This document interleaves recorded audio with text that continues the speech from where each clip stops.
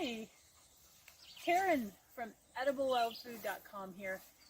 Today, I'm gathering some maple leaves, and shortly you're going to know why. So stay tuned, this is going to be a fun video.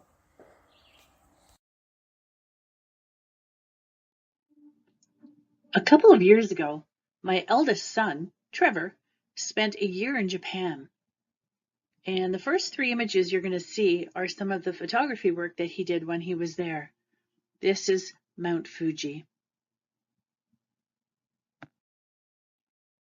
While he was there, he opened up a door for me in terms of broadening my horizons when it came to food. And ultimately, I ended up experimenting with so many different foods that it was and continues to be an amazing journey for me. The image that you're looking at are rice fields.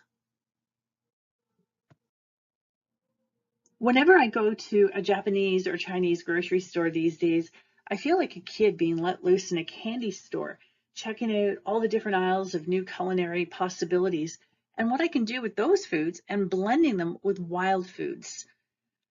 This image is a tourist area, actually, of Japan, and it is very popular in all four seasons, and the area is called Shirakawa.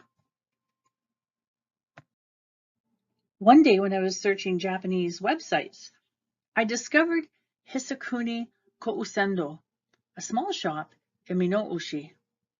What I learned from this was a very long history of a truly unique treat, deep fried maple leaves. Before I go any further though, I want to thank the generosity of the woman that you see in this image, Setsuko Hisakuni. She was so very kind to allow me to use the images from her website. To you, arigato gozaimasu, and I will have a link to her website below. I also want to thank from the bottom of my heart my beautiful daughter-in-law, Mommy, and her mother, Seiko Fukuda, for helping me contact Setsuko in the making of this video. Thank you so much. First, I'm going to talk a little bit about Minouchi. Located in Osaka Prefecture, Minouchi is a popular tourist destination, especially in the autumn. Osaka is 250 miles, that's 400 kilometers from Tokyo. Minouchi has a great natural surrounding in which people say create a very calm atmosphere. It's home to Minouchi Park, one of Japan's oldest parks. In autumn, thousands upon thousands of people travel to this part of Japan to experience the brilliant colors of the maple leaves along the stunning hiking trails that lead to Minouchi Waterfall. It's reported that along these hiking trails, there are just under 1,000 different types of plants. That would be one cool hiking trail to check out for sure. In addition to taking in the beauty of the autumn colors, locals and tourists alike can be found enjoying local fare, which includes those deep-fried maple leaves. Maple leaf tempura has a very long history that dates back well over 1,000 years.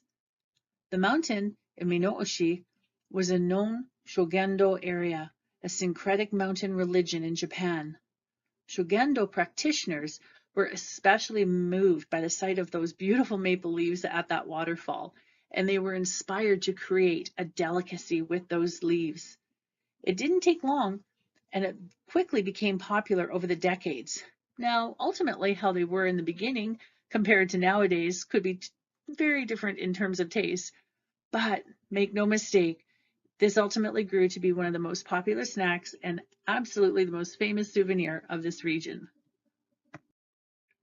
Today, Hisakuni Kousendo is the oldest shop in Minouchi that prepares and sells their own variety of deep-fried maple leaves, or as they call it, momiji, or basically maple leaf tempura. For over 80 years, they have given visitors to Minouchi an edible memento they'll never forget. Hisakuni Kousendo was first opened in 1940 by Setsuko's father, and today Setsuko keeps the tradition alive. Taking pride in their culinary art, each maple leaf is battered one at a time, then fried one at a time. Yeah, this is a very long and arduous process, but well worth the love and care that they put into this.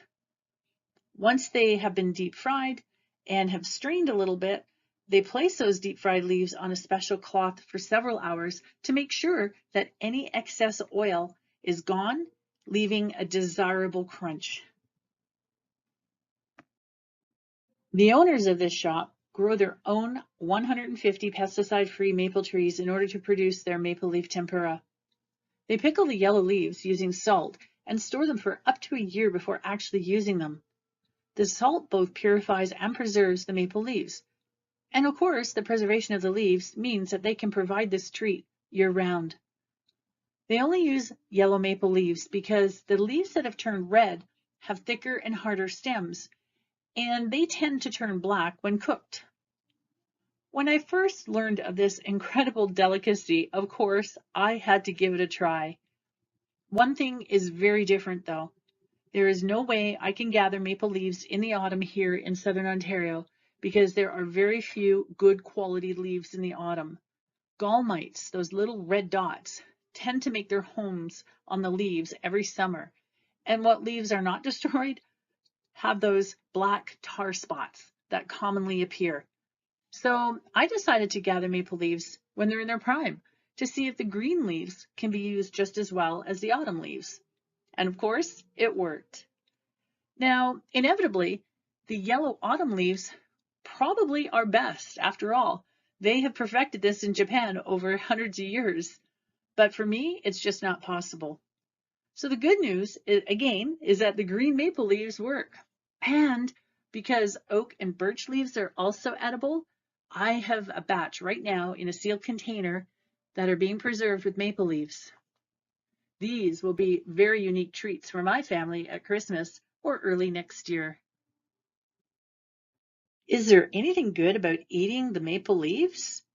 Well, maybe not the deep fried part, but yes, the chemical composition and pharmacological activities of this genus have been studied for years by many researchers worldwide. Many maple varieties have been found to contain a large number of phytochemicals and several beneficial properties, such as antioxidant, anti-tumor, and they also have anti-inflammatory activities. Recently, the seed oil of certain maple species were found to be a really good source of gamma-linolenic acid, a dietary supplement beneficial in treating a wide variety of human diseases, which includes cardiovascular diseases and cancer. An astounding 331 compounds have been identified from 34 different maple species. The compounds and extracts from these have exhibited a broad spectrum of biological and pharmacological activities, including antioxidant, anti-tumor, antimicrobial, anti-inflammatory, anti-diabetic, and helps to protect the liver. To date, 62 flavonoids have been isolated from the leaves and/or stems of several maple species. Flavanol, anthocyanidins, and flavones represent the main types of flavonoids in many maple trees. And here comes the fun part, making your deep fried maple leaves. First, you're going to have a container at home that has a really good lid, and of course, lots of salt. When you go out to gather your maple leaves, you want to choose a day in which there's been no rain, and if there has been rain, even let's say the night before, or if the morning dew was very heavy, you want to make sure you're going to wait until later in the day until those leaves are free of moisture. So you're going to gather them, you're going to bring them home, and after you make sure that there's no bugs crawling around, what you're going to do is you're going to put a layer of leaves in your container, then a very, very thin layer of salt, then another layer of leaves, another layer of salt. And again, you don't need a lot of salt, just a little. You can see in the image right here, I've used some salt, but I haven't caked it with salt. So you're just going to continue doing the layering, leaves, salt, And when your container is full, you're done. You seal it, and if you choose to, label it so you know when you started the process. Then, at that point, just keep it in a cool, dark location. And I've deep fried them as soon as, I think, 6-7 months after I sealed the box, and they've turned out fine. But I don't know whether it'll make any difference whether you wait an entire year or not. That could be an experiment for you to try. But I find 6 to 7 months seems to be good. After a few months have gone by, time to open up your container and start having fun in the kitchen. The very first time I did this, I decided to try a few leaves without the batter. And what you're looking at is the end result. These tasted great. They're deep fried, and because they were sitting in salt for many months, that salt, of course, becomes part of the leaf to some degree. So in a way, this is a different version of potato chips. But let's face it, there's something about a batter and deep fried that just seem to go hand in hand. And these are the deep fried maple leaves, the Canadian way.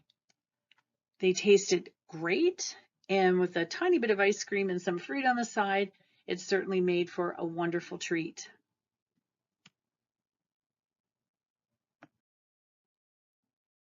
And here's another way of eating a deep fried maple leaf, with maple syrup, of course.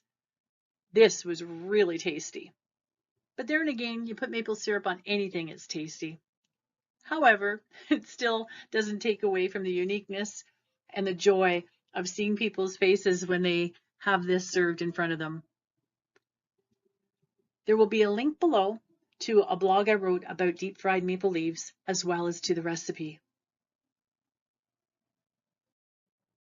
I truly hope you all have enjoyed this video, learning about the history of deep fried maple leaves, and of course, how to do them yourself. Of course, doing this video, I never could have managed all on my own. I want to send a heartfelt thank you to my son and daughter-in-law, Trevor and Mommy Woodstra, for all your help in making this possible, as well as to Mommy's mother, Seiko Fukuda. And of course, a huge thank you to Setsuko Hisakuni, who allowed me to use the images from her website. Thank you.